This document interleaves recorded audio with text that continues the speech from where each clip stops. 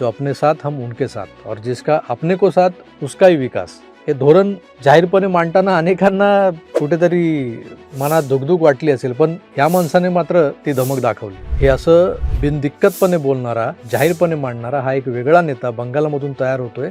बंगालमध्ये 80+ जागा घेऊन विरोधी पक्षात जर ममता बानूंचा तृणमूल काँग्रेस पक्ष बसलेला असणार आहे, जिथं आजही टीएमसीचे मुसलमान गुंड राज्यात भीतीचं वातावरण पसरवण्याचा प्रयत्न करतायत. खुद्द शुवेंदू अधिकारी यांच्या पीएची हत्या घडवून आणली यांनी. त्यांना सबका साथ सबका विकास म्हणत गोंजारणं अवघड आहे. त्यांना ठोकलंच पाहिजे.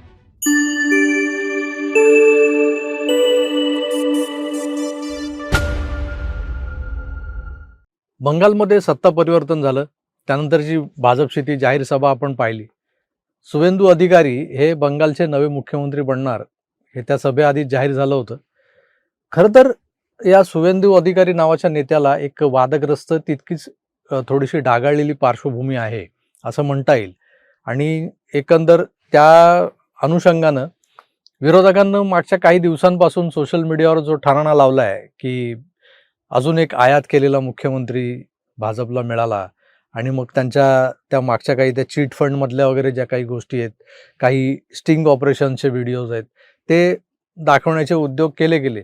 पण या सगळ्या पार्श्वभूमीवर शुवेंदू अधिकारी ज्या पद्धतीनं असा इमर्जिंग स्टार म्हणून आपल्या समोर आलाय ना, तो पाहता आपल्याला त्या सगळ्या गोष्टी विसरायला भाग पाडणारी ती परिस्थिती निर्माण होते.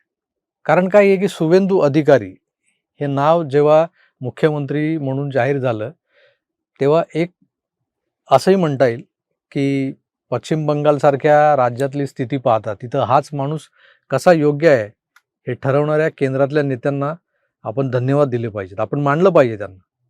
आज तुम्ही कुठल्याही राज्यातल्या निवडणुकांच्या प्रचारातले भाजपचे स्टार प्रचारक पहा, मोदीजी, अमित शहा, योगीजी आणि देवेंद्र फडणवीस ही नावं घेतली जातात. माझा हा व्हिडिओ नीट पहा बरं, तर पाहताना नीट ऐका सुद्धा. मी यात कुठलीही तुलना आणि कोणाशीही तुलना करत नाहीये. मोदीजी म्हणजे या देशाचे विकास पुरुष, अमित भाई म्हणजे नामुमकिन को भी मुमकिन करने वाला खिलाडियों का खिलाडी, तर योगीजी म्हणजे बटेंगे तो कटेंगे असं सरळ सरळ म्हणत समस्त हिंदूंच्या भावना चेतवणारा वक्ता. तर भाजप शासित राज्यातल्या सगळ्यात प्रगत आणि विकसित अशा महाराष्ट्राचा इन्फ्रामॅन म्हणजे देवेंद्र फडणवीस. प्रगतीला नवे पंख कसे द्यायचे हे जगाला दाखवणारा देवाभाऊ. आता या मांदियाळीत भर पडत जाणार आहे हिमंता बिश्व शर्मा आणि शुवेंदू अधिकारी. जनतेला सध्या काय हवंय याचं भान असलेले हे लोक आहेत.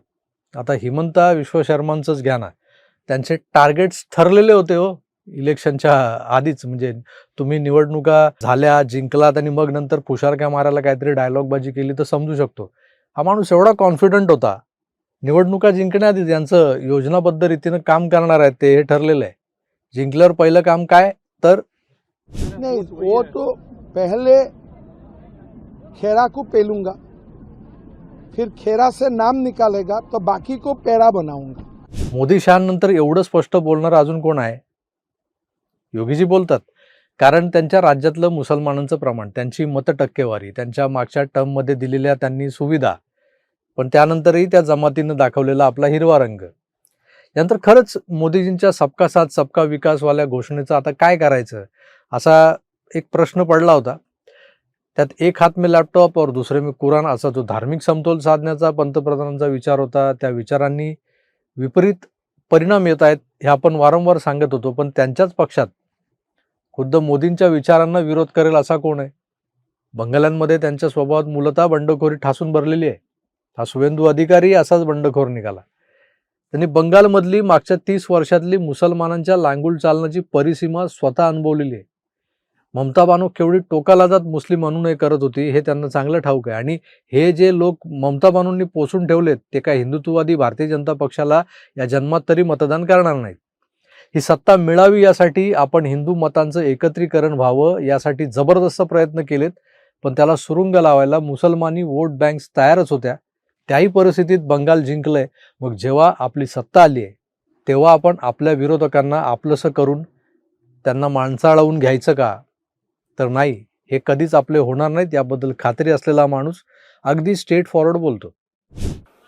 আর বলবো আমিও বলেছি রাষ্ট্রবাদী মুসলিম, আপনারাও বলেছেন সবকা সাথ সবকা বিকাশ। আর বলবো না, বলবো जो हमारे साथ हम उनका साथ, जो हमारे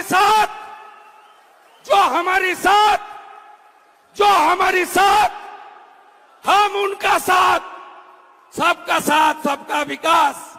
बंद करो नो नीड संख्यालघु मोर्चा। ভালো থাকুন।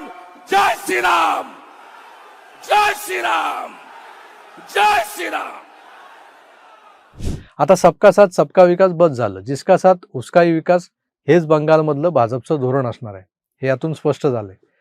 मोदी शहांना सामान्य स्वरूपात अभिवादन करणारी शुवेंदू अधिकारी ही व्यक्ती मोदी शहांपेक्षा योगीजींच्या जास्त प्रभावाखाली आहे हे सुद्धा जाणवलं असेल तुम्हाला. हा एक प्रसंग पहा, चक्क साष्टांग दंडवत घातलाय.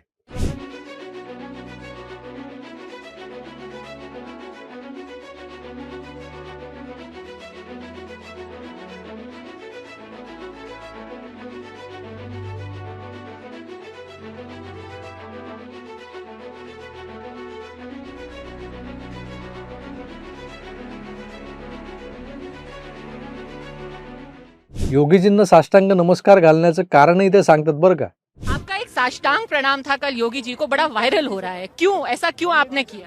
उन्होंने महाराज है, उन्होंने चीफ मिनिस्टर, एक राजनीतिक नेता भी है, वो तो दूसरा बात है, लेकिन गोरखपुर महंत पीठ का महाधीश, उनको मैं प्रणाम किया, गोरखपुर महंतो मठ को प्रणाम करने के लिए। और उन्होंने भगवा में रहता है पूरा दिन, पूरा जीवन। हमारी स्वामी विवेकानंद भी भागुआ का यहाँ का उन्होंने प्रचारक था, इसलिए योगी जी का भागुआ और गोरखपुर मठाधीश को मैं सनातनी होने के नाते मैं माँ बरगभीमा की, माँ नाचिंदा की भूमि से प्रणाम किया. भाजप शासित राज्यातला अजून कुठला मुख्यमंत्री आपल्या मुख्यमंत्री पदाच्या खुर्चीवर भगवी शाल अंथरून हे राज्य भगव्याचं आहे, एका सनातनी विचारांच्या प्रशासकाचं आहे, हे तुम्ही सांगताना पाहिलंय का? एक उदाहरण आहे योगीजींचं. आता शुवेंदू अधिकारी यांची त्यात भर पडली आहे. जो अपने साथ हम उनके साथ, और जिसका अपने को साथ उसकाही विकास, हे धोरण जाहीरपणे मांडताना अनेकांना कुठेतरी मनात धुकधुक वाटली असेल, पण या माणसाने मात्र ती धमक दाखवली. हे असं बिनदिक्कतपणे बोलणारा, जाहीरपणे मांडणारा हा एक वेगळा नेता बंगालमधून तयार होतोय. नवी बंगालमध्ये 80+ जागा घेऊन विरोधी पक्षात जर ममता बानूंचा तृणमूल काँग्रेस पक्ष बसलेला असणार आहे, जिथं आजही टीएमसीचे मुसलमान गुंड राज्यात भीतीचं वातावरण पसरवण्याचा प्रयत्न करतायत. खुद्द शुवेंदू अधिकारी यांच्या पीएची हत्या घडवून आणली यांनी. त्यांना सबका साथ सबका विकास म्हणत गोंजारणं अवघड आहे. त्यांना ठोकलंच पाहिजे. त्यासाठी ज्या पद्धतीनं कारभार करणार आहोत ते धोरणच शुवेंदूंनी जाहीर केलंय. ताकाला जाऊन भांडं लपवायचं नाही.